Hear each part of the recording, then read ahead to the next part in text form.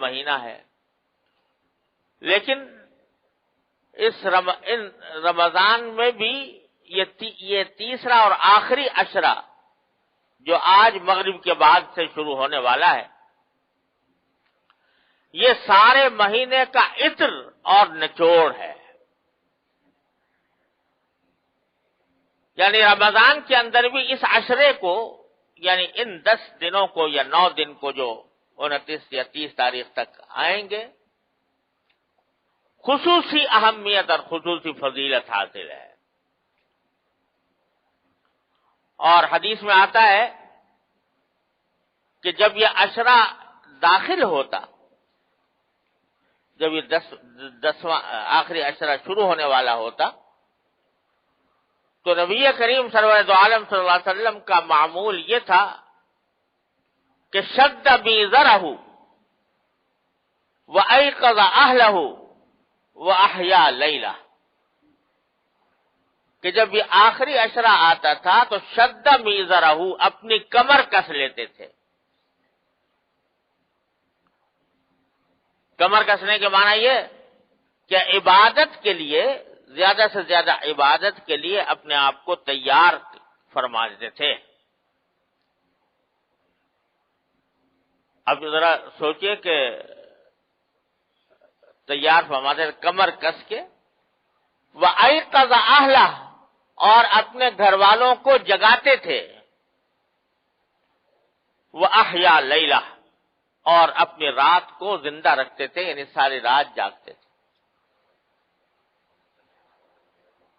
ویسے بھی سرکار دو عالم صلی اللہ علیہ وسلم کا ہر رات تہجد پڑھنے کا معمول تھا، کوئی رات خالی نہیں جاتی تھی. لیکن اس عشرہ اخیرہ میں کمر کس لیتے تھے اور ساری رات جاگتے تھے، گھر والوں کو بھی جگاتے تھے. عام دنوں میں تو سرکار دو عالم صلی اللہ علیہ وسلم کا معمول یہ تھا کہ تہجد کے لیے جب اٹھتے تو خود اٹھتے تھے نماز کے لیے، لیکن اپنی ازواج مطہرات کو نہیں اٹھاتے تھے. جو اٹھنا چاہے اپنی خوشی سے اٹھ جائے، لیکن اہتمام کر کے ان کو اٹھانے کا معمول نہیں تھا. بلکہ روایتوں میں آتا ہے کہ جب اٹھتے تو آہستگی سے اٹھتے تھے. قام رویدن، کھڑے ہوتے بستر سے تو آہستگی سے کھڑے ہوتے، کہیں حرکت سے برابر میں سوئی ہوئی حضرت عائشہ یا حضرت اور کسی ازواج مطہرہ جو بھی پاس ہوں تو ان کی آنکھ نہ کھل جائے. وقام رویدن، کھڑے ہوتے تو آہستگی سے کھڑے ہوتے. وہ فتح الباب رویدن، دروازہ کھولتے تو آہستگی سے کھولتے کہ کہیں سے ان کی آنکھ نہ کھل جائے. کیونکہ تہجد فرض اور واجب تو ہے نہیں جس کی وجہ سے ان کو زبردستی کہا جائے کہ بھئی یہ ضرور کرو. اور اپنی نفلی عبادت کی خاطر دوسرے کی نیند خراب کرنا جائز نہیں. تمہیں پڑھنا ہو تو اس طرح پڑھو کہ دوسرے کو تکلیف نہ پہنچے. شریعت نے اس بات کا قدم قدم پر لحاظ رکھا ہے کہ اپنی ذات سے، اپنے کسی عمل سے کسی دوسرے کو ادنا تکلیف نہ پہنچے. دوسرے کو تکلیف سے بچانے کے لیے بڑے سے بڑے احکام کی قربانی دے دی ہے. قرآن شریف پڑھنا بڑا ثواب ہے. ایک ایک لفظ، ایک ایک حرف کے اوپر 10 نیکیاں ملتی ہیں. لیکن اتنی بلند آواز سے کہیں پڑھنے لگے جس سے کسی سونے والے کی نیند میں خلل آ جائے تو حرام ہے بالکل ایسی آواز سے پڑھنا. آج افسوس یہ ہے کہ لوگ دین کے مسائل کو سمجھتے نہیں، دین کی فہم نہیں. اس کے نتیجے میں سمجھتے ہیں کہ ہم دین کا کام کر رہے ہیں، حقیقت میں گناہ ہوتا ہے. یہ جو لاؤڈ اسپیکر کے اوپر لوگ راتوں محلوں کو جگاتے ہیں، محلوں کو لاؤڈ اسپیکر کھول کے، اور اس کے اوپر تقریریں ہوں یا نظمیں ہوں یا نعتیں ہوں یا حمد ہو یا جو کچھ بھی ہو، تلاوت ہو، اور محلے کے اندر کو لوگ، کوئی سو رہا ہے، کوئی سونا چاہتا ہے تو سو نہیں سکتا، کوئی بیمار ہے، پریشان ہے، حال ہے، مگر آپ نے اس کے سر کے اوپر ایک آواز مسلط کر رکھی ہے. یہ شریعت کے اعتبار، سہولت کے لحاظ سے بالکل حرام کام ہے یہ. تو شریعت نے قدم قدم پر اس بات کی رعایت رکھی ہے کہ اپنی ذات سے کسی کو ادنا تکلیف نہ ہو. اگر کسی کے زخم سے بدبو اٹھ رہی ہے تو اس کے لیے کہا گیا مسجد میں جا کے نماز نہ پڑھے، کیونکہ وہاں نماز پڑھنے والوں، دوسرے نماز پڑھنے والوں کو اس کی بو سے تکلیف ہوگی. گھر میں پڑھ لو نماز، جماعت چھوڑ دو، مسجد چھوڑ دو، لیکن کسی کو تکلیف نہ پہنچاؤ. یہ شریعت کا حکم. شریعت تو ہماری یہ کہتی ہے. الیاذ باللہ. مگر قدم قدم پر ہم نے بلایا ہوا ہے ان احکام کو. بہرحال کہہ یہ رہا تھا کہ عام دنوں میں نبی کریم سرور دو عالم صلی اللہ علیہ وسلم کا معمول یہ تھا کہ دھیرے سے اٹھتے تھے تاکہ ازواج مطہرات کی آنکھ نہ کھلے. لیکن 10واں جب یہ آخری عشرہ آتا تو اس وقت باقاعدہ اٹھاتے تھے، بھئی اٹھو، یہ آخری راتیں ہیں رمضان کی، اس کے اندر عبادت کرو، اللہ تعالیٰ کی طرف رجوع کرو، اللہ تعالیٰ سے دعائیں مانگو. ازواج مطہرات کو بھی اٹھاتے تھے. وہ احیا لیلہ، اور ساری رات جاگتے تھے. تو یہ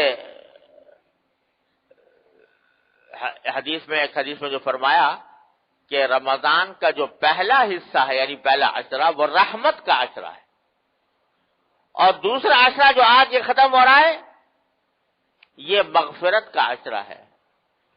اور تیسرے عشرے کے بارے میں فرمایا کہ جہنم سے آزادی کا پروانہ لے کر آتا ہے یہ، کہ اس رات میں، اس عشرے میں اللہ تبارک و تعالی انسانوں کی گردنوں کو جہنم کی سزا سے، جہنم کے عذاب سے آزادی کا پروانہ عطا فرماتا. اور اس کے لیے اللہ تبارک و تعالی نے ایک راستہ یہ رکھا ہے کہ اسی عشرہ اخیرہ میں کوئی ایک رات ایسی ہوتی ہے جسے شب قدر کہا جاتا ہے، لیلۃ القدر کہا گیا ہے. یہ ایک نعمت ہے جو اس امت محمدی علیہ صاحب الصلوۃ والسلام کو عطا فرمائی گئی. نعمت کیا ہے؟ نعمت یہ ہے کہ روایات میں آتا ہے کہ ایک مرتبہ صحابہ کرام نے نبی کریم صلی اللہ علیہ وسلم سے ایک عرض کی کہ قرآن کریم میں آیا ہے کہ نوح علیہ السلام، جب نوح علیہ السلام دنیا میں تشریف لائے تو 950 سال دنیا میں رہے. زندگی ان کی جو ہوئی، عمر جو ہوئی 950 سال ہوئی. فَلَبِثَ فِيهِمْ أَلْفَ سَنَةٍ إِلَّا 50 عَامًا، کہ 1000 سال رہے سوائے 50 سال چھوڑ کے، یعنی 950 سال زندگی ہوئی. اس سے معلوم ہوتا ہے کہ اس زمانے میں انسانوں کی عمریں بڑی لمبی لمبی ہوتی تھی. تو صحابہ کرام نے ایک دن نبی کریم صلی اللہ علیہ وسلم سے یہ عرض کیا کہ یا رسول اللہ، پچھلی امتوں کے لوگوں کی عمریں بڑی لمبی ہوتی تھی، اور چونکہ لمبی عمریں ہوتی تھی تو ظاہر ہے جتنا لمبی عمر ہوگی اتنا ہی زیادہ عبادت آدمی کرے گا. 900 سال اگر عمر ہوئی تو 900 سال تک عبادت کر رہا ہے. 5 وقت سوچ کر وہ نماز پڑھتا ہے، رات کو اللہ تعالیٰ کا ذکر کرتا ہے، نمازیں پڑھتا ہے، نفلیں پڑھتا ہے.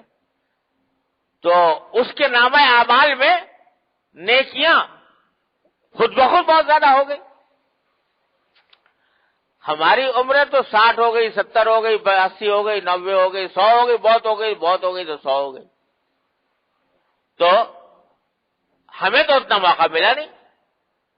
اس کا نتیجہ یہ ہوگا کہ ہم لوگ کبھی بھی ان پچھلے لوگوں کے برابر نہیں ہو سکتے جن کی عمریں لمبی تھی. تو ہم کیا کریں؟ حالانکہ ہمارا تو کوئی قصور نہیں اس میں، ہمارا تو کوئی اختیار نہیں. جتنی عمر اللہ نے دی اتنی ہوئی، اور ان کے اعمال زیادہ ہو گئے، ہمارے کم ہو گئے. اس کے جواب میں اللہ تبارک و تعالی نے یہ لیلۃ القدر عطا فرمائی. فرمایا کہ اے امت محمدی علیہ صاحب الصلوۃ والسلام، تمہاری عمریں اگر کم ہیں تو کچھ غم نہ کرو. ہم تمہیں ہر سال ایک ایسی رات عطا فرمائیں گے کہ جس میں عبادت کرنا 1000 مہینے سے بھی بہتر ہوگا. 1000 مہینے سے بہتر ہوگا. یہ نہیں کہا 1000 مہینے کے برابر ہوگا، 1000 مہینے سے بہتر ہو. اور اس رات کو اللہ تبارک و تعالی نے اس بات کے لیے منتخب فرمایا کہ قرآن نازل کرنا تھا، تو قرآن کو پہلے لوح محفوظ سے سمائے دنیا کی طرح، آسمان دنیا کے اوپر منتقل فرمایا. اس کے لیے یہ رات منتخب فرمائی. اس رات میں انا انزلناہ فی لیلۃ القدر، اور جس رات پہلی وحی آئی نبی کریم صلی اللہ علیہ وسلم پر غار حرا میں، وہ بھی لیلۃ القدر سے. شب قدر میں قرآن کریم کے نزول کا آغاز ہوا. انا انزلناہ فی لیلۃ القدر، ہم نے اس قرآن کو شب قدر میں اتارا ہے.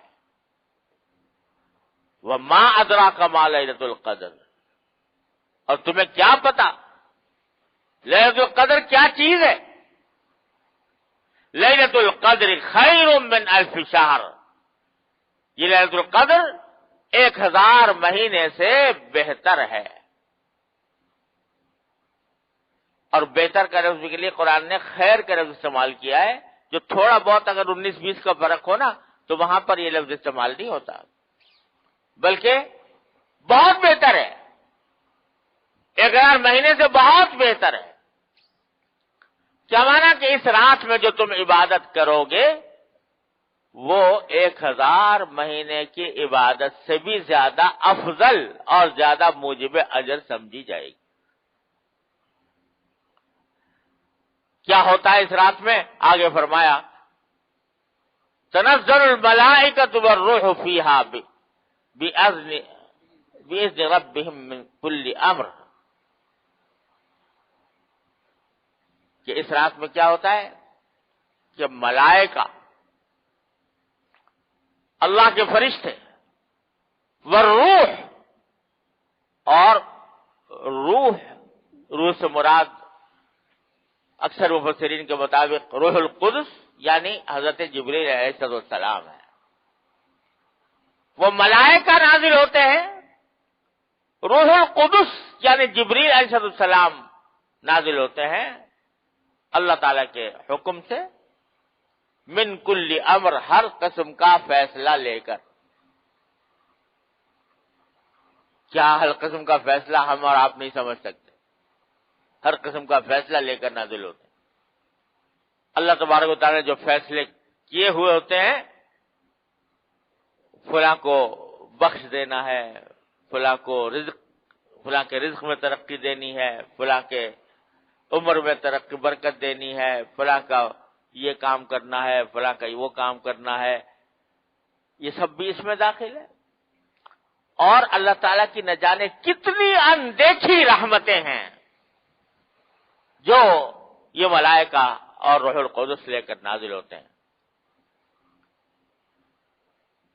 اب تفصیل تو ہمیں کیا بتائی جاتی، ہم نہ سمجھیں گے نہ سمجھائیں گے، کیا حقیقت سمجھیں گے اس کی. تو اللہ تعالی نے فرمایا اتنا ہی سمجھ لو کہ ہمارے حکم سے فرشتے ہر فیصلہ لے کر نازل ہوتے ہیں.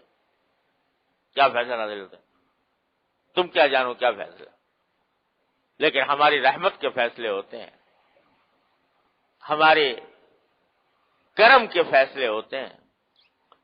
اور خلاصہ یہ سمجھ لو کہ سلام ہی حتی مطلع الفجر، فجر کے طلوع ہونے تک یہ رات سلامتی ہی سلامتی ہے اہل ایمان کے لیے، سلامتی ہی سلامتی۔ اب سلامتی کا لفظ اتنا وسیع اور ہمہ گیر اور عام ہے کہ دنیا کی سلامتی، آخرت کی سلامتی، ہر قسم کی سلامتی، ہر قسم کی خیر و برکت اس میں داخل ہو۔ تو یہ ہے شب قدر۔